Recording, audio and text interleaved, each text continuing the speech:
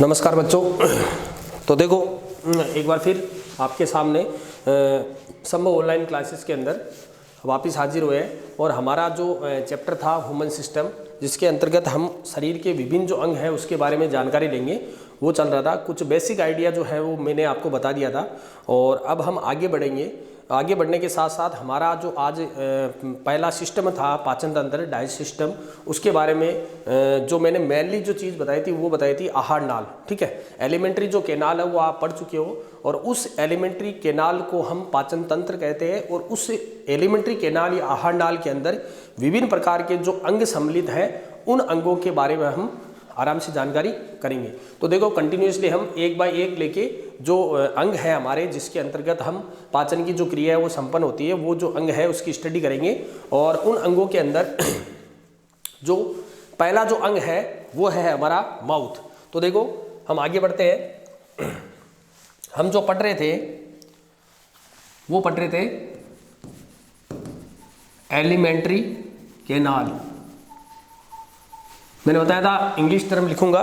तो जो आहार नाल है 8 से 10 मीटर जो लंबी आहार नाल है, उस आहार नाल के अंदर कौन कौन से अंग हमने देखे थे। पहला जो अंग था वो था मुख, और उसके साथ साथ ही मैं ले लेता हूँ मुख गुहा, क्योंकि इनको एक साथ पढ़ेंगे हम, मुख गुहा। और दूसरा जो अंग था मुख और मुख गुहा के बाद में कौन सा अंग आता है, ग्रसनी वाला भाग। और तीसरा जो भाग है वो है ग्रसिका या ग्रासनाल या इसोफेगस। और उसके बाद में हम पढ़ेंगे आमाशय, और आमाशय के बाद में हम पढ़ेंगे आंत। ओके, आंत के अंदर फिर रेक्टम वगैरह जो मलाशय है वो इसके अंदर इंक्लूड हो जाएगा। तो हम एक एक लेंगे और उसके साथ साथ देखो इसके अंदर जो पाचन की जो क्रियाविधि है वो भी आपके दे रखी है बुक के अंदर, लेकिन इन्हीं अंगों के साथ साथ इन अंगों के अंदर किस तरीके से भोजन आता है और भोजन के किस भाग का पाचन होता है, किस तरीके से वहाँ पे एंजाइम आते हैं, वो चीज़ भी मैं इसके साथ बताऊंगा ताकि आपका जो टॉपिक है वो छोटा हो जाए और ईजी भी हो जाए। तो देखो ये चीज़ें अब आज पढ़ने वाले हैं। तो इसके अंदर प्रथम भाग लेता हूँ मैं मुख। देखो जो पहला भाग है वो लेंगे हम मुख। अब देखो क्या होता है आपने देखा होगा कि जो हमारा मुख है, मुख अंदर से क्या है, एक बॉल शेप है जिसको हम बक्कल कैविटी कहते हैं। अंदर मुख गुहा होगी, मुख से हमारा कोई लेन देना नहीं है। मुख के अंदर वाला जो पार्ट है उससे हमारा मतलब है।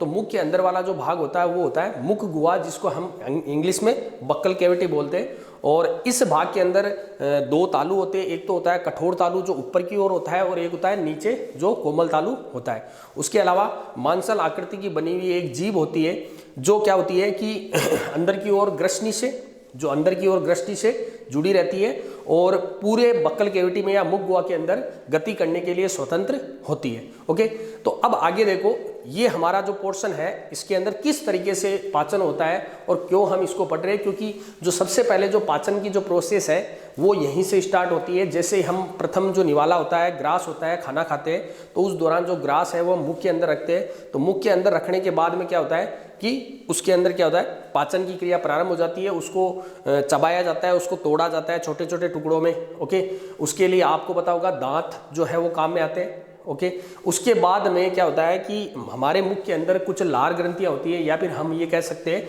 मुख के अंदर स्त्रावित होने वाली जो लार होती है, उस लार के अंदर कुछ ऐसे पदार्थ पाए जाते हैं तो उस भोजन को लसलसा या चिकना बनाते हैं और उसका पाचन स्टार्ट करते हैं। तो ये हम पढ़ने वाले हैं यहाँ पे। तो देखो पहला जो भाग है वो है मुख। देखो टाइम खराब नहीं इसलिए मैंने पहले से आपकी ये बना दिया है। देखो आहार नाल के विभिन्न भाग पढ़ रहे हैं जिसके अंतर्गत हम पहला भाग पढ़ेंगे मुख। ओके, तो इस मुख के अंदर देखो ऐसा क्या होता है, मुख के अंदर क्या है, एक तो दांत है, एक लार ग्रंथि है। ओके, अब सबसे पहले जो दांत होते हैं वो भी भोजन के पाचन के अंदर जिम्मेदार है। क्यों है, क्योंकि भोजन को जो भोजन की जो जटिल फॉर्म होती है उस जटिल फॉर्म को वो सिंपल करते हैं, उसको तोड़ते हैं, उसको सरल रूप में लेते हैं। तो देखो इसके लिए हमारे को स्टडी करनी पड़ेगी दांत की। ओके, तो पहले स्टडी करते हैं हम दांत की। देखो जो दांत होते हैं आपने देखा होगा कि ह्यूमन बीइंग्स के अंदर एक एडल्ट जो पर्सन होता है उसके अंदर 32 दांत होते हैं। अब ऐसा नहीं है हर किसी के आपको 32 दांत मिलेंगे, लेकिन एक एडल्ट व्यक्ति की मैं बात कर रहा हूँ और उसके अंदर 32 दांत होंगे। और ये जो दांत होते हैं ये इस क्रम में व्यवस्थित रहते हैं, वो आपको मैं आगे बताऊंगा इसको विद डायग्राम। और जो दांत होते हैं उनका प्रमुख कार्य होता है भोजन को चबाना। तो देखो इसके अंदर एक छोटी सी स्टडी है कि जो दांत होते हैं उनको हम स्टडी करते हैं। दांतों की जो स्टडी होती है, हर चीज़ की स्टडी होती है, अध्ययन होता है। तो दांतों का जो अध्ययन है वो विज्ञान की कौन सी ब्रांच में करते हैं, तो उसको हम बोलते हैं ओडोंटोलॉजी। देखो ओडोंटोलॉजी, ओडोंटोलॉजी एक ऐसी विज्ञान की शाखा है जिसके अंदर दांतों का अध्ययन करते हैं। ओके, दूसरा देखो जो दांत होते हैं वो एक प्रकृति के अंदर पाए जाने वाले सबसे कठोरतम पदार्थ से बने होते हैं और उस कठोरतम पदार्थ को हम बोलते हैं इनेमल। तो दांतों की जो बाहरी लेयर होती है व्हाइट कलर की, उस बाहरी लेयर को हम बोलते हैं इनेमल। आप जानते हो कि सबसे पहले जो दांत होते हैं वो जब खराब होते हैं तो वो जो इनेमल लेयर होती है वो खराब होती है और डॉक्टर के पास जाने के बाद में फिर डॉक्टर उसको रगड़ के घिस के और नई इनेमल की जो लेयर है वो चढ़ाता है। तो ये होगी कि ये कठोरतम पदार्थों से बने हुए इनेमल, इसीलिए लंबे समय तक ये स्थायी रहते हैं। दूसरा देखो किस प्रकार के होते हैं जो दांत होते हैं, उनका प्रकार क्या है। तो देखो दांत जो होते हैं ना वो गर्त दंती होते हैं। हम दांतों को गर्त दंती मानते हैं। गर्त दंती का मतलब हो गया कि जो दांत होते हैं वो एक कैविटी के अंदर, गर्त के अंदर धसे रहते हैं। आपने देखा होगा जो हमारे मसूड़े होते हैं उन मसूड़ों के अंदर फिर वो दांत जो है वो घसे हुए हैं, तो उसको हम बोलते हैं गर्त। तो गर्त जो दांत होते हैं वो गर्त में धसे होते हैं, इसलिए इनको हम क्या बोलते हैं, गर्त दंती, और इंग्लिश में इसको थीकोडेंट बोलते हैं। ओके, उसके अलावा जो हमारे जो दांत होते हैं वो अपने जीवन काल के अंदर 2 बार निकलते हैं, आपको पता है। तो हम इसको बोलते हैं द्विबार दंती। 2 बार कब निकलते हैं, एक तो दूध के दांत जो बच्चों में निकलते हैं, ओके, और उसके बाद में वो जब टूटते हैं तो जो स्थायी स्टेबल जो दांत आते हैं वो होते हैं स्थायी दांत। तो हमारे ह्यूमन बीइंग में क्या होता है, जो दांत होते हैं वो 2 बार निकलते हैं, इसलिए इसको द्विबार दंती कहते हैं। ओके, अब देखो ये था एक नॉर्मल सा आइडिया दांतों के बारे में। अब हमारा जो महत्वपूर्ण जो टॉपिक है वो है टाइप्स ऑफ टीथ। ओके, पाचन तंत्र पढ़ रहे हैं, लेकिन पाचन क्रिया को प्रभावित करने वाले जितने भी हम चीजें हैं उनको सबको हम डीपली पढ़ेंगे। तो देखो टाइप्स ऑफ टीथ, दांतों के जो है वो प्रकार की हम बात करेंगे। तो देखो दांत जो होते हैं वो 4 प्रकार के होते हैं हमारे। ओके, 32 जो दांत है उसको इस तरीके से डिवाइड कर रखा है कि वो 4 श्रेणियों के अंदर बांटे गए हैं। और 4 जो श्रेणियां होती है वो कौन कौन सी होती है। प्रथम जो दांत होते हैं उसको हम बोलते हैं कृंतक दांत। ओके, जो प्रथम जो दांत होते हैं उनको हम क्या बोलते हैं, कृंतक दांत। और इंग्लिश के अंदर भी आपको याद रखना है, मैंने बोला भी था, और इंग्लिश में इसको बोलते हैं इंसाइजर। इंग्लिश में इसको बोलते हैं इंसाइजर टीथ। तो प्रथम जो दांत होते हैं वो होते हैं कृंतक दांत। ओके, और दूसरे जो दांत है वो है रत्नक दांत, जिसको हम कैनाइन बोलते हैं। ये बहुत इंपॉर्टेंट है, इससे कई बार प्रश्न पूछा गया है, अभी बताऊंगा कौन सा। दूसरे जो दांत होते हैं वो होते हैं रत्नक दांत। तीसरे है अग्र चवर्णक, यानी चवर्णक से पहले जो धाड़ होती है ना उसको चवर्णक बोला जाता है, और चवर्णक से जो पहले होते हैं वो होते हैं अग्र चवर्णक, जिसको हम बोलते हैं इंग्लिश में प्रीमोलर, प्रीमोलर टीथ। और लास्ट में होता है जो हमारी दाढ़ होती है, ओरिजिनल जो वास्तविक दाढ़ होती है उसको हम बोलते हैं चवर्णक, और उसको बोलते हैं हम मोलर टीथ। तो 4 प्रकार के जो टीथ है आपके सामने दिखाए गए। तो देखो इनका मैं कार्य बताऊंगा एक एक का, किस तरीके से हमारे को इसको डिवाइड करना है। इधर देखो, सबसे पहले देखो इधर, ये हम बाद में देखेंगे, इस डायग्राम के अंदर हम इसको समझेंगे। इस डायग्राम के अंतर्गत हम इस चीज को समझेंगे। इधर देखो ये डायग्राम मैंने आपका बना रखा है, इसको ढंग से देखना। इस डायग्राम के अकॉर्डिंग हमारे को ये जो दांत है इनको हम क्या करेंगे, समझेंगे। तो देखो इधर देखो, सबसे पहले आपको दिख रहे होंगे 1 2 3 और ये 4 दांत। यहाँ पे मैंने ये जो डायग्राम बना रखा है वो हमने दाढ़ का बना रखा है, हमारी जो दाढ़ है उसका बना रखा है एक का ही। जैसे ये निचली, मान लो इसको निचले वाली जो दाढ़ है उसको, क्योंकि सेम टू सेम ऊपर क्या होगी, एक और होगी, तो मैंने एक बना दी, ताकि निचली दाढ़ में जितने दांत हैं उतने के उतने क्या होंगे ऊपरी दाढ़ में। तो देखो निचली दाढ़ के अंदर जो आपको फ्रंट में बिल्कुल सामने की तरफ जो ये 4 दांत दिखाई दे रहे, 1 2 3 और 4, इन दांतों को हम बोलते हैं क्या, कृंतक। ये वाले जो दांत है वो कौन से हैं, कृंतक। आई लिख देता हूं क्योंकि इंसाइजर इसको इंग्लिश में बोलते हैं। तो प्रथम जो ये 4 दांत है वो क्या है, कृंतक। इनकी संख्या कितनी होगी पूरी, 4 ऊपर और 4 नीचे। तो ऊपर नीचे मिला के कितने हो गए, 8। ये हो गए इनकी संख्या 8। 4/4 मैंने लिख रखा है, यानी कि 4 ऊपर और 4 नीचे। ओके, दूसरी बात, ये जो दांत होते हैं, जो कृंतक दांत होते हैं, वो 6 महीने के जो बच्चा होता है तो उस दौरान उसके अंदर निकल जाते हैं। तो 6 महीने के बच्चे के अंदर क्या होते हैं, ये निकल जाते हैं। तो इसकी जो निकलने की जो एज होती है वो क्या होती है, 6 मंथ। तीसरी सबसे बड़ी बात कि भोजन के पाचन में ये कैसे जिम्मेदार है, तो ये क्या होता है, सर्वप्रथम जो भोजन को काटा जाता है, आपने देखा होगा कि जैसे आप कोई भी चीज़ खाते हो, जैसे कोई गाजर खाते हो, केला खाते हो, कुछ भी खाते हो, सेब खाते हो, तो आप किस तरीके से इसको इस ऐसे मुंह में लेके इससे तोड़ते हो, यानी इससे काटते हो। तो काटने का जो कार्य है वो कौन से दांत करते हैं, कौन से करते हैं, इंसाइजर टीथ।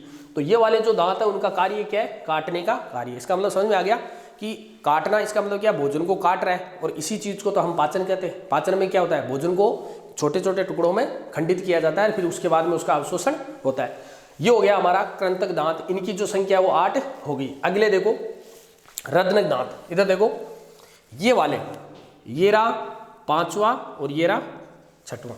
ये जो 2 दांत आपको दिखाई दे रहे हैं, ये 2 नीचे और 2 ऊपर। ओके, टोटल संख्या कितनी होगी, 4। तो ये जो 4 जो संख्या है वो किसकी होती है, रत्नक दांतों की संख्या होती है। ये क्या होते हैं, प्रकृति इनकी नुकुली होती है, नुकुले दांत होते हैं। और इससे प्रश्न कौन सा पूछा गया था कि जो मांसाहारी जो जंतु होते हैं उनके अंदर सबसे ज्यादा जो विकसित दांत होते हैं वो कौन से होते हैं, केनाइन दांत या फिर रत्नक दांत। क्योंकि उनके आपने देखा होगा कुत्ता, बिल्ली, लोमड़ी वगैरह, उसके अंदर जो ये रत्नक दांत होते हैं वो बड़े तीखे तीखे बड़े बड़े होते हैं। उसकी वजह से वो क्या करते हैं, अपने शिकार को पकड़ते हैं। तो जो ये रत्नक जो दांत है इनकी संख्या कितनी होती है, एक इस तरफ देखो, एक इस तरफ, एक इधर, निकुला निकुला सबके है ना, जिसको हम डाकन दांत भी कहते हैं, डाकन की तरह वो दिखाई देते हैं, एक ऊपर एक नीचे। तो इनकी संख्या कितनी होगी, 4। तो ये कितने होते हैं, संख्या के अंदर 4 होते हैं। और ये जो है ये दांत क्या है कि लगभग जो 16 से 20 माह की जो उम्र होती है, 16 से 20 ध्यान रखना, इसमें 6 जोड़ना है, ये 6 माह में था, 6 से स्टार्ट करना है, इसमें 10 जोड़ना आपको।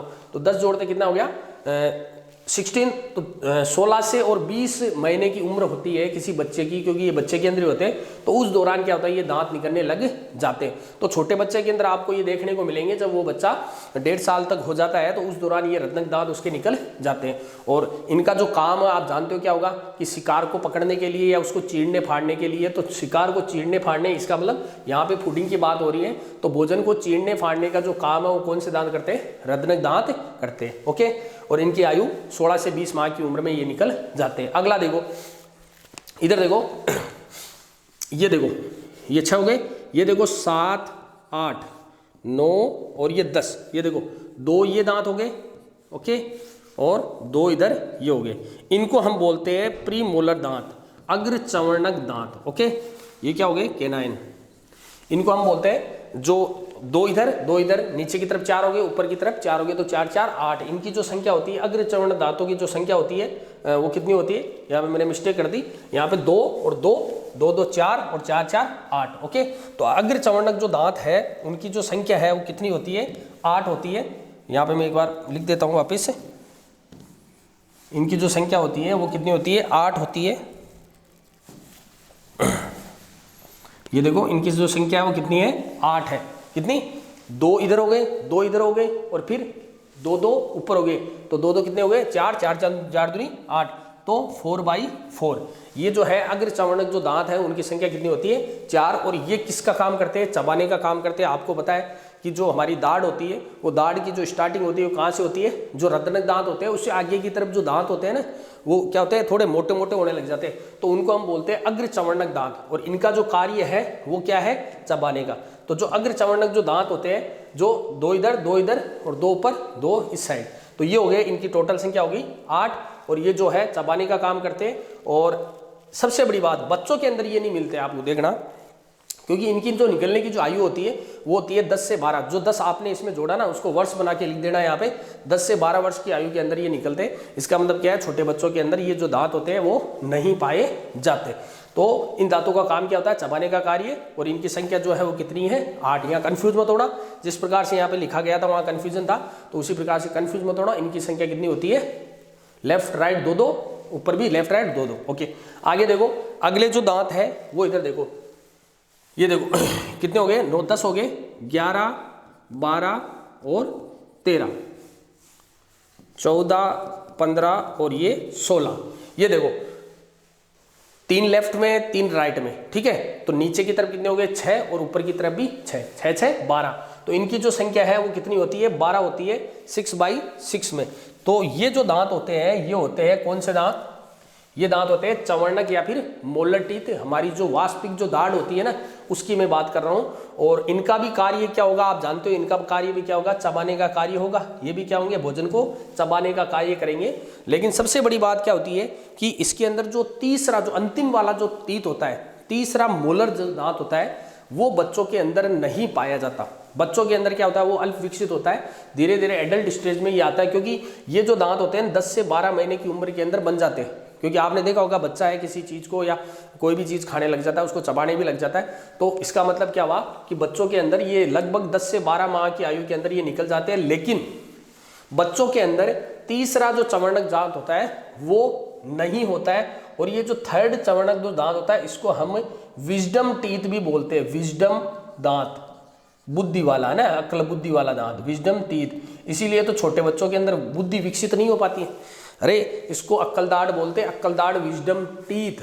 और इसीलिए तुमने देखा होगा कि जो 12 से 15 माह के जो बच्चे होते हैं उनके अंदर इतनी ज़्यादा बुद्धि नहीं आती है। क्यों नहीं आती है? क्योंकि उनके तीसरा जो चवर्णक दांत है जिसको हम अक्लदाढ़ बोलते हैं या फिर विजडम टीथ बोलते हैं, वो क्या होता है, उसके अंदर नहीं होता है। और उसके बाद में वो जब वो एडल्ट स्टेज में आता है तो धीरे धीरे क्या होता है, वो निकलने लग जाता है। ऐसी बात नहीं, कई आपने देखा होगा जैसे 18-19 साल का बच्चा होता है तो उसके अंदर भी आपको 32 दांत नहीं मिलेंगे, उसके अंदर भी 28 होते, 29 होते। कईयों की बुद्धि लेट आती है तो उनके लंबे समय तक नहीं होता है। ओके, लेकिन एक एडल्ट स्टेज जैसे 21 साल के बाद में या 25 साल की उम्र तक जो बच्चा होता है वो एडल्ट माना जाता है, और उसके अंदर आपको जो दांतों की जो संख्या है वो ये वाली मिलेगी, ये जो पूरी दिखाई है। और इसके अंदर अब आप आराम से जोड़ सकते हो। टोटल कितने हो गए, यहाँ से लेके यहाँ तक 16 टीथ हो गए। ओके, और 16 ही ऊपर, तो 16 कितने हो गए, 32 दांत। तो ये था हमारा ब्रीफ आइडिया टीथ के बारे में, और ये टीथ किस प्रकार से हमारे भोजन को पाचन करने के लिए जिम्मेदार है, ये मैंने आपको प्रोसेसिंग इसके अंदर बता दी। दूसरा देखो, अभी मैंने आपको बताया था कि हम माउथ जो पढ़ रहे हैं उस माउथ के अंदर हम क्या पढ़ेंगे, दो चीज पढ़ेंगे जो भोजन में जिम्मेदार है पाचन में। पहला हम पढ़ेंगे दांत और दूसरा हम पढ़ेंगे लार ग्रंथियां। देखो ये रहा दूसरा वाला क्या है, लार ग्रंथियां। तो अब हमारे को पढ़ना है लार ग्रंथियां जो है वो किस प्रकार से भोजन के पाचन में जिम्मेदार है और किस प्रकार से वो पाचन करेगी। तो देखो अगला जो टॉपिक है वो है लार ग्रंथियां। ये देखो स्लेवरी ग्लैंड भी कहते हैं, आप जानते हो, और इसके द्वारा स्लाइवा स्त्रावित होता है। स्लाइवा का मतलब लार स्त्रावित होती है। तो जो स्लेवरी ग्लैंड होती है उसके द्वारा जो लार है उसका स्त्रवण होता है, और जो लार है वो एक प्रकार का सिरमी या फिर चिपचिपा या श्लेष्मिक पदार्थ होता है। सिरमी का मतलब हो गया सीरम, जो होता है ना, जो ब्लड होता है, ब्लड के अंदर जो प्लाज्मा होता है उस टाइप का, जिसके अंदर थोड़ा रंग ब्लड का मिला हुआ होता है। तो जो लार होती है वो क्या होता है कि सिरमी और चिपचिपा द्रव होता है, और ये जो लार स्त्रावित होती है उस लार को स्त्रावित करने के लिए हमारे शरीर के अंदर 3 प्रकार की लार ग्रंथियां पाई जाती है। सबसे इंपॉर्टेंट क्वेश्चन है भैया, ध्यान रखना, 3 प्रकार की लार ग्रंथियां पाई जाती है। और वो जो लार ग्रंथियां होती है वो जिन पदार्थों को स्त्रावित करती है, जो लार ग्रंथियां जो होती है, जो लार ग्रंथियां होती है वो क्या करती है, लार को स्त्रावित करती है। और वो जो लार होती है ना, उस लार के अंदर एंजाइम पाए जाते हैं, और वही एंजाइम क्या करते हैं, भोजन के पाचन के लिए जिम्मेदार है। और सबसे महत्वपूर्ण बात मैं बता दूं कि भोजन का जो सर्वप्रथम पाचन होता है, सर्वप्रथम जो पाचन होता है वहीं से स्टार्ट हो जाता है, माउथ से। जो सबसे पहला जो पाचन होता है जो आप पढ़ोगे, आप अभी बताऊंगा आपको, स्टार्च का पाचन होता है, वो यहीं से स्टार्ट होता है। तो इस भाग के अंदर क्या होता है, जो लार ग्रंथि होती है वो क्या होती है, लार का स्त्राव करती है, और उस लार के अंदर 2 प्रकार के एंजाइम पाए जाते हैं। तो सबसे पहले मैं आपको लार ग्रंथियों के बारे में बताऊंगा। बुक के अंदर अलग से ये टॉपिक दे रखा है, लेकिन इसी के साथ मैं आपको पूरा कंप्लीट बता रहा हूँ। तो देखो हमारे शरीर के अंदर क्या होती है, 3 प्रकार की लार ग्रंथियां हैं। यहाँ पे डायग्राम बना रखा है, इधर देखो ये स्ट्रक्चर मैंने किसकी बना रखी है, मुंह की बना रखी है। ये हो गया नोज, हो गया नाक, और ये हो गया माउथ। और यहाँ पे देखो इस तरीके से मैंने स्ट्रक्चर बना रखी है। एक जो ग्रंथि है ये ऊपर बड़ी सी आकृति में दिखाई दे रही है। ओके, जो हमारा कान होता है, कान के जस्ट नीचे की तरफ है ना, कान के नीचे की तरफ, और या फिर हम ये कह सकते हैं कि जो हमारा फेरेंक्स होता है, ओके, हमारा जो फेरेंक्स होता है उसके पास में, ओके, नहीं फेरेंक्स के पास में नहीं, केवल कान की, ये फेरेंक्स वाली दूसरी है, ठीक है। तो ये जो ग्रंथि होती है ये क्या होती है, कान के नीचे की तरफ होती है, और इस ग्रंथि को हम बोलते हैं पैरोटिड ग्लैंड, पैरोटिड ग्रंथि। इसका हिंदी में नाम है कर्ण यानी कान पूर्व, कान से पूर्व, कर्ण पूर्व ग्रंथि, और इसको इंग्लिश में बोलते हैं पैरोटिड। तो बेटा मैंने पहले एक बार जल्दीबाजी में जो फर्स्ट लेक्चर था उसके अंदर मैंने इसको प्रोस्टेट लिखा दिया था, वो मेरी मिस्टेक हो गई थी जल्दीबाजी में। तो इसको आप याद रखना, प्रोस्टेट नहीं होता, इसका नाम होता है पैरोटिड ग्रंथि, इसको हम बोलते हैं कर्ण पूर्व ग्रंथि। तो ये जो है पहली हमारी जो ग्रंथि है, लार ग्रंथि है, वो होती है कर्ण पूर्व ग्रंथि। दूसरे वाली जो ग्रंथि है, यहाँ पे देखो ये 2 ग्रंथियां दे रखी है, इधर देखो दो प्रकार की ग्रंथियां दे रखी है। एक तो होती है जो हमारी दाढ़ होती है ना, दाढ़ के नीचे की तरफ, और एक होती है जीभ के नीचे की तरफ। यहाँ पे इस जगह होती है दोनों ग्रंथियां, यहाँ अंदर की ओर। तो एक तो होती है दाढ़ के नीचे की तरफ, जिसको हम बोलते हैं अधोजंब। अधोजंब, जंब यानी दाढ़ होता है, और इंग्लिश में भी नाम याद रखना क्योंकि अच्छा नाम है, सबमेंडिबुलर। इंग्लिश में हम बोलते हैं सबमेंडिबुलर। अब ये जो मैंडिबुलर होता है ना, ये टर्म क्या होती है, दाढ़ के लिए दी जाती है ना, मैक्सिला वगैरह। तो ये आगे आप पढ़ोगे तो मैंडिबुलर का मतलब होता है हमारी दाढ़, और सब का मतलब उसके ऊपर, दाढ़ के नीचे। ओके, तो इसको हम बोलते हैं अधोजंब ग्रंथि, जिसको हम क्या बोलते हैं, सबमैंडिबुलर ग्लैंड। ओके, दूसरे प्रकार की क्या हो गई, लार ग्रंथि होगी अधोजंब। तीसरे प्रकार की है जो जीभ के नीचे पाई जाती है, तो इसका मतलब इसको हम क्या बोलेंगे, अधोजीव्या ग्रंथि।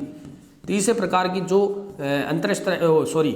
तीसरे प्रकार की जो हमारी लार ग्रंथि है उसका नाम है अधोजीव्या ग्रंथि, जिसको हम क्या बोलते हैं, सबलिंगुअल ग्लैंड। लिंगुअल का मतलब जीभ होता है, लिंगुआ जीभ के लिए यूज करते हैं, सबलिंगुअल ग्लैंड। तो ये है हमारी तीसरे प्रकार की स्लाइवरी ग्लैंड। तो ये तीन प्रकार की जो लार ग्रंथि है वो इस तरीके से व्यवस्थित रहती है, और इन ग्रंथियों के द्वारा जो स्त्रवण होता है, इन ग्रंथियों के द्वारा जो स्त्रवण होता है, देखो इसके द्वारा क्या होता है, तरल पदार्थ जो है, तरल का स्त्रवण होता है। ओके, जो कर्णपूर ग्रंथि होती है इसके द्वारा तरल पदार्थ निकलता है, और आप जानते हो कि जो लार होती है वो तरल पदार्थ में होती है, तरल और शिर्मी। शिर्मी का मतलब चिपचिपा या श्लेष्मिक होता है। दूसरे वाली जो अधोजंब ग्रंथि है ये क्या करती है, तरल और श्लेष्मिक दोनों निकालती है, तरल प्लस श्लेष्मिक जो पदार्थ है वो दोनों निकालती है। तो सबमैंडिबुलर जो ग्लैंड है उसके द्वारा क्या होता है, तरल और श्लेष्मिक का स्त्रवण होता है। और जो तीसरी अधोजीव्या ग्रंथि होती है उसके द्वारा स्लाइवा यानी श्लेष्मिक पदार्थों का स्त्रवण होता है। तो कुल मिला के ये चिपचिपा पदार्थ, तो तीनों के जो स्त्रवण होते हैं वो मिलके हमारे यहाँ पे लार बनाते हैं, और उस लार के अंदर दो प्रकार के, वैसे बहुत सारे एंजाइम होते हैं, 4 या 5 प्रकार भी बताए गए, लेकिन आपके यहाँ 2 ही बताऊंगा मेन इंपोर्टेंट, और वो होते हैं 2 प्रकार के एंजाइम विद्यमान होते हैं, और वही एंजाइम क्या करेंगे, पाचन का जिम्मेदारी लेंगे। तो 2 प्रकार के जो एंजाइम है वो कौन से, इधर देखो, पहला जो एंजाइम है उसका नाम है टाइलिन एंजाइम। इसका हिंदी में कोई नाम नहीं है, इंग्लिश में नाम है टाइलिन एंजाइम, और इसका एक दूसरा नाम और है टाइलिन, या इसको हम बोलते हैं एमिलेज या एमाइलेज, दोनों नाम है इसके। एमिलेज भी बोल सकते हो और एमाइलेज भी बोल सकते हैं। ये टर्म जो है इंग्लिश की टर्म है, तो कोई इसको एमाइलेज पढ़ता है, कोई इसको एमिलेज पढ़ता है। तो याद रखना टाइलिन या एमिलेज या फिर एमाइलेज। और दूसरे प्रकार का है जाइमेज या जाइमोजन, जाइमेज एंजाइम, या फिर इसको हम बोलते हैं जाइमोजन एंजाइम। ओके, अब देखो जो टाइलिन एंजाइम होता है वो टाइलिन एंजाइम क्या होता है कि जो हमारा भोजन होता है उस भोजन को एक तो क्या करता है, लसलसा बनाता है, चिकना बनाता है। और आप जानते हो कि जो हम ग्रास लेते हैं मुख के अंदर, वो जो ग्रास है उसको दांतों के द्वारा जब चबाया जाता है तो चबाने के साथ साथ उसके अंदर लार का भी क्या होता है, मिक्सड हो जाता है, और उस लार के अंदर जो टाइलिन एंजाइम होता है, जो चिपचिपा होता है, लसलसा होता है, वो इसके अंदर मिश्रित हो जाता है। तभी तुमने देखा होगा कई बार अपने मुख के अंदर हम लेते हैं और कोई कंकर आ गया और एकदम से अपन ने ऐसे किया, बाहर निकाला, ये देखो, है ना। तो कई तो क्या करते हैं कि उसमें से निकाल के उसको फेंक देते हैं, है ना, और कई क्या करते हैं उसको निकाल के वापस से ले लेते हैं, समझे। क्योंकि मिठाई होती है तो मिठाई को कौन छोड़ता है भैया, क्या नहीं हम तो खाएंगे मिठाई, ऐसे कैसे छोड़ दे। तो वही बात है कि उसके अंदर क्या होता है कि जो चिपचिपा जो पदार्थ आप दिखाई देते हैं, या फिर छोटा बच्चा क्या होता है जब उसको थूक देता है तो उस दौरान आपने देखा होगा उसमें चिकनाहट रहती है, और वो जब नीचे गिरा रहता है तो हमारे को भी गिरा देता है। तो वो जो चिकनाहट होती है वो किसके द्वारा आती है, टाइलिन या फिर एमिलेज एंजाइम के द्वारा। ओके, और ये लसलसा होता है। प्लस में सबसे बड़ी बात क्या है कि यही टाइलिन एंजाइम होता है जो क्या करता है, सबसे पहले इस भोजन के अंदर मिला हुआ जो स्टार्च होता है, जिसको हम चाकर भी कहते हैं, मंड भी कहते हैं, है ना। स्टार्च जानते हो, जैसे आटा होता है, उस आटे को जब पीसते हैं तो आपने देखा होगा पीसने के बाद में जब हम रोटी बनाते हैं तो उस दौरान हम उसकी क्या निकालते हैं, चापड़ निकालते हैं, बड़ा बड़ा जो पार्टिकल्स होते हैं वो निकालते हैं। उसके बावजूद भी कुछ अंश जो होते हैं बड़े पार्टिकल्स के वो आटे के अंदर चले जाते हैं, क्योंकि एकदम महीन सूक्ष्म जो आटा होता है ना उससे रोटी बनना आसान नहीं है, क्योंकि जो रोटी की जो पपड़ी वगैरह बनती है ना वो उससे मोटे आटे से ही बनती है, उसकी पपड़ी बनती है। तो हर किसी के अंदर आपको स्टार्च मिलेगा। तो स्टार्च जो है वो एक प्रकार का कार्बोहाइड्रेट ही है, क्योंकि ये धान वगैरह में पाया जाता है। तो जो स्टार्च होता है उस स्टार्च का जो पाचन है वो टाइलिन एंजाइम के द्वारा किया जाता है। इंपॉर्टेंट चीज है, ध्यान रखना। और स्टार्च को जो है वो सर्वप्रथम किस में तोड़ दिया जाता है, माल्टोज में, क्योंकि अभी भोजन का पाचन कर रहे हैं, आपने देखो अगर भोजन का पाचन क्या होता है, जटिल फॉर्म को सरल फॉर्म में तोड़ना। सूक्ष्मतम कणों में तोड़ना, तो ये तोड़ने वाली प्रोसेस होगी है। तोड़ने के अकॉर्डिंग स्टार्च को टाइलिन एंजाइम के द्वारा किसमें कन्वर्ट कर दिया गया, माल्टोज। ओके, तो ये माल्टोज के अंदर कन्वर्ट हो गया, तो यहीं से पाचन की जो प्रोसेस है वो क्या होगी, स्टार्ट हो गई। तो इसको कौन करता है, टाइलिन जो एंजाइम है वो क्या करता है, स्टार्च को क्या करता है, माल्टोज में तोड़ता है। तो ये था टाइलिन का वर्क है, और कंपटीशन लेवल पे बहुत बार क्वेश्चन पूछा गया, ध्यान रखना। टाइलिन एंजाइम का कार्य स्टार्च को माल्टोज में तोड़ने का कार्य करता है, या फिर स्टार्च का पाचन करता है, या स्टार्च का सरलीकरण करता है। नंबर सेकंड देखो, जाइमेज एंजाइम। इधर देखो दूसरा वाला जो है वो है जाइमेज एंजाइम, या जाइमोजन भी कहते हैं। इसका क्या क्या, आपने देखा होगा कि जब आप निवाला खाते हो तो निवाला खाने के दौरान आप थाली से उठा के यहाँ तक आप मुख के अंदर जो भोजन रखते हो, तो हमारे चारों ओर के जो इन्वायरमेंट होता है उसके अंदर अरबों खरबों अनलिमिटेड बैक्टीरियाज होते हैं जो हमारे को नग्न आंखों से दिखाई नहीं देते। अब वो जो बैक्टीरिया होते हैं वो क्या करते हैं, वो तो वेट करते रहते हैं कि कौन सी चीज़ आए हम उनको खाएं या फिर उससे चिपके और हमारा पोषण करें।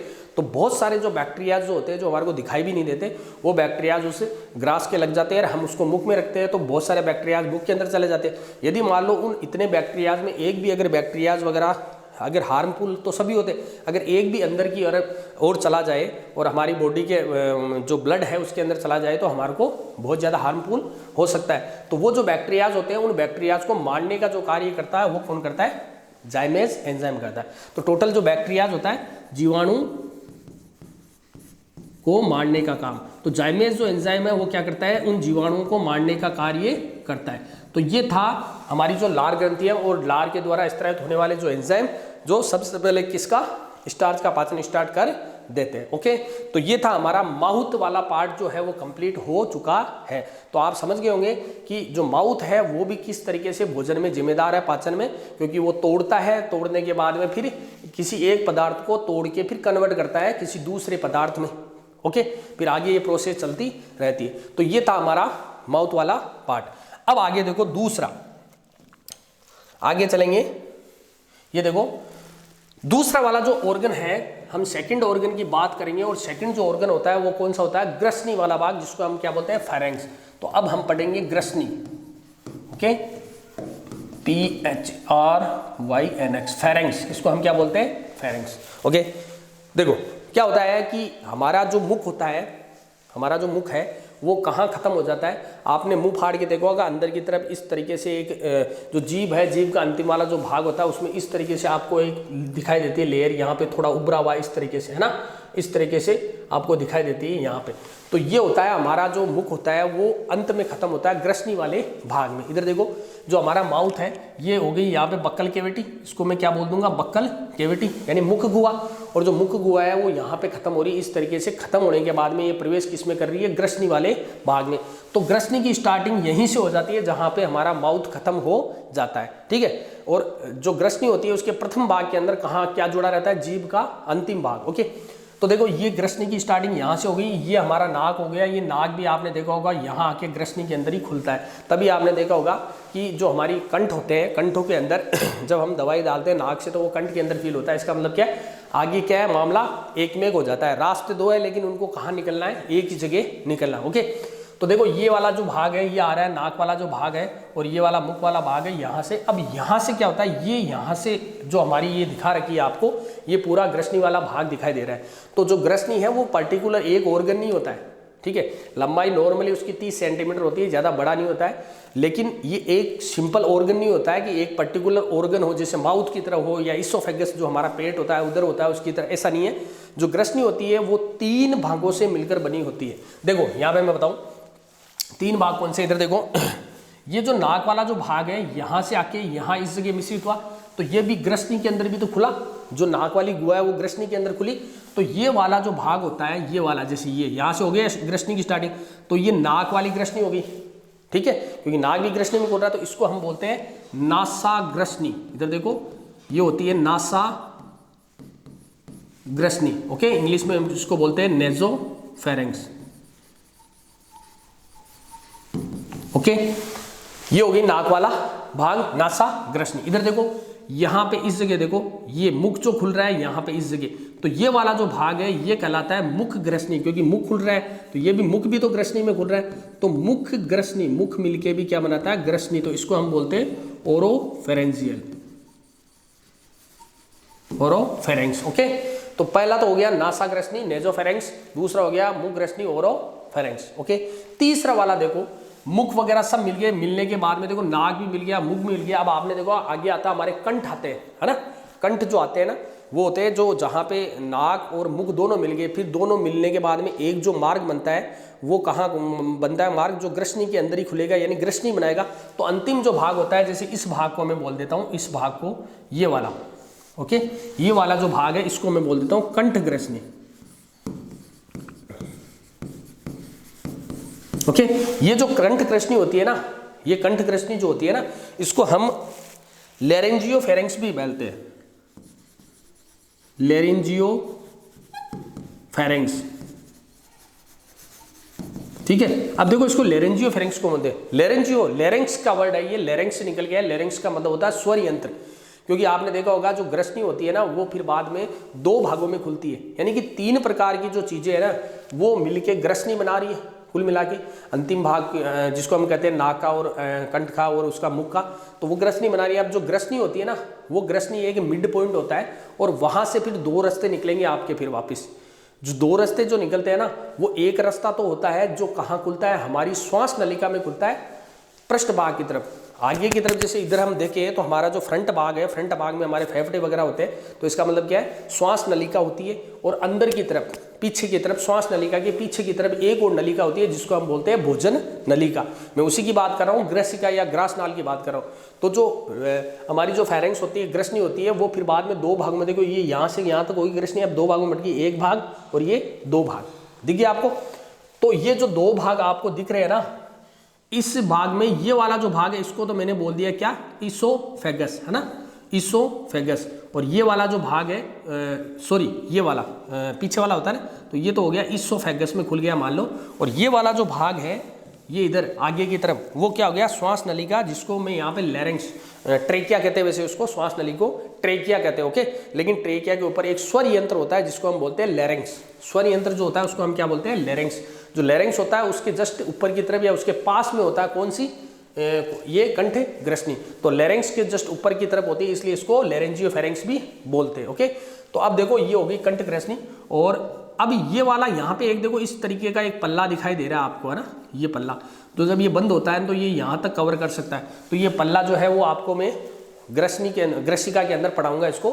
और वैसे इसका बेसिक आइडिया देता हूँ, ये जो पल्ला होता है ना, ये एक मांसल आकृति का बना होता है या मांसल उत्तकों का बना होता है, और इस पल्ले को हम घाटी पल्ला, और इंग्लिश में हम इसको एपिग्लोटिस बोलते हैं। और ये मत समझना कि इंग्लिश की टर्म याद रखनी है, हिंदी की नहीं है, बिल्कुल जरूरत है, क्योंकि इस हिंदी की टर्म को कभी हिंदी में यूज नहीं लेते, चाहे हिंदी मीडियम हो चाहे इंग्लिश मीडियम हो। इसको हम एपिग्लोटिस कहते हैं। नॉर्मली इसको डायरेक्टली एपिग्लोटिस एक ऐसे लिखा हुआ आता है हिंदी में, एपिग्लोटिस क्या होता है। तो एपिग्लोटिस जो होता है ना, वो ऐसा भाग होता है जो क्या करता है कि जो दो मार्ग होते हैं ना भाई, एक रास्ता है, एक रास्ता दो भागों में बटेगा। तो अगर मान लो ऐसे गाड़ियाँ आती गई वहाँ पे अगर कुछ ऐसा ब्रेकर वगैरह कुछ ऐसा सिस्टम नहीं लगाया तो क्या हुआ, एक्सीडेंट की संभावना हो सकती है। वहाँ पे क्या होता है, एक ऐसा डाइवर्जेंट लगाया जाता है कि जो गाड़ियाँ उनको पता लग जाएगी कि इधर जाना है या फिर इधर जाना है। भाई डाइवर्जेंट होता है, जैसे जयपुर की गाड़ी को इधर जाना है, जोधपुर की गाड़ी को इधर जाना है, तो दोनों तरफ उनके वहाँ पे जो होते हैं डाइवर्जेंट वो लगाए रहते हैं, उसकी वजह से व्यक्ति उधर मुड़ जाता है। तो वही बात है कि जो ये पल्ला है या एपिग्लोटिस है, वो ये डिसाइड करेगा कि मुख के द्वारा आया हुआ जो भोजन है जो ग्रसनी में पहुंच गया, वो ग्रसनी में पहुंचने के बाद में किस रास्ते पे जाएगा। तो उसका जो रास्ता है वो कौन सा होता है, ग्रसिका, ग्रासनाल, भोजनली। और यदि मान लो नाक से हम श्वसन क्रिया करते हैं या मुख से भी कई बार श्वसन क्रिया करते हैं, जो गलत होता है, वो जो श्वास होती है, ऑक्सीजन होती है, वो उसको किधर जाना है, उसको किधर जाना है, इधर जाना है। लैरिंक्स से होता है उसको ट्रेकिया के अंदर जाना है। तो ये जो एपिग्लोटिस होता है ना, ये जब भोजन करते हैं ना, भोजन करते समय जब हम निगलते हैं नवाले को, तो ये जो एपिग्लोटिस होता है वो क्या होता है, श्वास नलिका को बंद कर लेता है ताकि भोजन जो है वो श्वास नलिका में जाने से रुक जाए। और जब श्वसन क्रिया होती है तो श्वसन क्रिया के दौरान क्या होता है कि वो सीधा श्वास नली में ही जाता है। तो कई बार क्या होता है, स्पीड से भोजन करते हैं हम, तो क्या होता है उस पल्ले को खुलने नहीं देते। जैसे हमने भोजन को निगलने के बाद में हमारे को श्वास आती है, अब जल्दी जल्दी भोजन खाते हो तो आपका सांस उड़ता है। इसका मतलब क्या, उस पल्ले को आपने उठने ही नहीं दिया, श्वसन नलिका को आपने फ्री होने ही नहीं दिया, जल्दी जल्दी आप भोजन कर रहे हो, तो उसकी वजह से क्या होता है, उसका सांस उठने लग जाता है, ऑक्सीजन की कमी हो जाती है।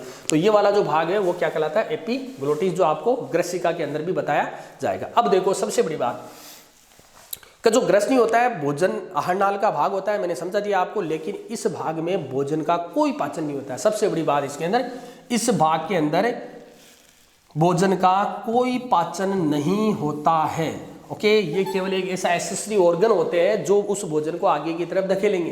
तो इतना ही है कि इसकी जो दीवारें होती है ना, वो दीवारें क्या होती है, लसी होती है, क्योंकि लार अंत में वहीं तक जाती है, मुख के अंदर स्थित होती है, लेकिन ग्रंथियां तो वहीं है। तो फेरेंक्स वाले भाग के अंदर भी क्या होती है, लार होती है, चिपचिपा पदार्थ होता है, जिसकी वजह से जो भोजन है वो आगे की ओर धकेल दिया जाता है। ओके, और ये भी कह सकते हैं ऐसा मार्ग होता है जो डिसाइड करता है कि भोजन को किधर जाना है। तो ये एक प्रकार का ऐसा मार्ग है जो कंट्रोल करता है भोजन को और ऑक्सीजन को दूसरी जगह जाने के लिए। तो ये था हमारा दूसरा वाला पार्ट जिसको हम बोलते हैं ग्रसनी, और इसमें भोजन का कोई पाचन नहीं होता है। ओके बेटा, अब देखो अगला है हमारा ग्रसिका वाला भाग। अब हम नेक्स्ट पढ़ेंगे ग्रसिका क्या होती है। तो सिंपली मैं आपको बता दूं, ग्रसिका के अंदर भी आपको कुछ नहीं पढ़ना है। जो ग्रसिका है, जो ग्रसिका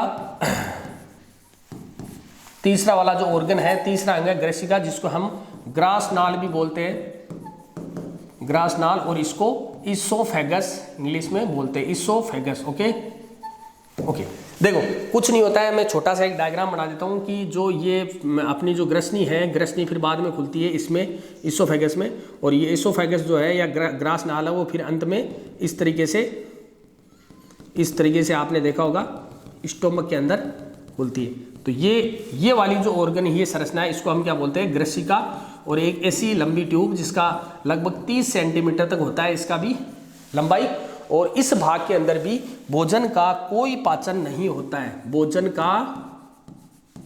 का पाचन नहीं होता है। इस भाग के अंदर भी क्या होता है, भोजन का कोई पाचन नहीं होता है। फिर ये किस काम आती है, देखो इसका काम क्या होता है कि इसकी जो दीवारें होती है ना, उस दीवारों के द्वारा, दीवारों से क्या होता है कि एक चिपचिपा या लसलसा पदार्थ, या जिसको हम बोल सकते हैं श्लेष्मिक पदार्थ, म्यूकस पदार्थ, श्लेष्मिक पदार्थ इस तरह होता है। इसकी वजह से इसकी दीवारें क्या होती है, गिली रहती है, ताकि जो भोजन है वो आसानी से नीचे की ओर गति कर सके। ओके, तो एक तो क्या होता है, इसके दीवारों से श्लेष्मा का स्त्राव होता है। और सबसे बड़ी बात, इससे जो भी क्वेश्चन पूछा जाता है, एक ही क्वेश्चन है कि इसकी दीवारों के अंदर कुछ इस प्रकार की कोशिकाएं पाई जाती है। उन कोशिकाओं के अंदर एक गति पाई जाती है जिसको बोलते हैं कर्मानुकुंचन गति, कर्मानुकुंचन गति,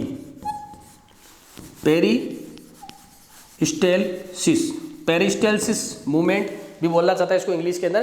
तो केवल और केवल भोजन की कर्मानुकुंचन गति के लिए जिम्मेदार है। कर्मानुकुंचन का मतलब होता है कि भोजन को धकेलना इस तरीके से, जैसे भोजन आया उसको इस प्रकार से नीचे धकेल दो, फिर ऊपर वाला जो भोजन है वो यहाँ आ जाएगा, तो फिर वापस उसको नीचे धकेल, यानी क्रम बाय क्रम भोजन को क्या होता है, नीचे धकेला जाता है, वहाँ पे अटका नहीं जाता कि भाई ऐसे तो क्या होता है, भोजन अटक जाता है, कई बार अटक जाता है। तुम पानी पीते हो ना, तो वही बात है कि आपका जो है अंदर की तरफ क्या है, वो जो तरल है वो कम बना है। तो ये जो तरल पदार्थ होता है, श्लेष्मिक पदार्थ होता है, वो क्या करता है, उस भोजन को कर्मानुकुंचन गति के द्वारा आगे ट्रांसफर कर देता है। जो आगे जो भोजन है वो कहाँ प्रवेश करेगा, इसोफेगस में। तो अब हमारा जो मेन जो पार्ट है वो है इसोफेगस, क्योंकि दोनों पार्ट के अंदर ना तो इसके अंदर भोजन का पाचन हुआ, ना उसके अंदर ग्रसनी में हुआ, केवल और केवल स्टार्च का पाचन हुआ था मुख के अंदर। तो अब हमारी जो भोजन की प्रोसेसिंग होगी पाचन की, वो कहाँ होगी, स्टोमक वाले पार्ट में या फिर आमाशय वाले पार्ट में। तो अब हम पढ़ेंगे आमाशय की क्रियाविधि, आमाशय क्या होता है और आमाशय के अंदर भोजन का पाचन कैसे होता है। तो ये चीज़ हम अगले लेक्चर में पढ़ेंगे। आज के लिए इतना काफ़ी है। ओके बेटा, इसको आपको शेयर करना है और आपको आराम से इसको स्टडी करनी है। बहुत अच्छा टॉपिक है, और आपके अगर कोई बड़े भाई बहन है कंपटीशन लेवल के, तो उनके लिए भी ये बेस्ट है। इसमें से बहुत सारे छोटे छोटे क्वेश्चन आते हैं, और आपके लिए ये बड़ा क्वेश्चन बनेगा कि कोई भी सिस्टम दे दिया कि पाचन तंत्र को समझाइए, तो उसमें पूरा विद डायग्राम आपको इसमें बताना पड़ेगा। ओके, वैसे मैंने डायग्राम बता दिया पूरा, और छोटे छोटे जो अंग हैं उनका वापस मैं रिपीटेशन कर रहा हूँ डायग्राम बना के, तो पढ़ेंगे। तो अगले लेक्चर में हम पढ़ेंगे आमाशय, और उसके साथ साथ हम और भी पढ़ेंगे लार, जो हमारी अलग से जो ग्रंथियाँ हैं, जो पाचन ग्रंथियाँ जिम्मेदार हैं। तो टोटल हम मिला के उसके अंदर पढ़ेंगे। Okay, thanks.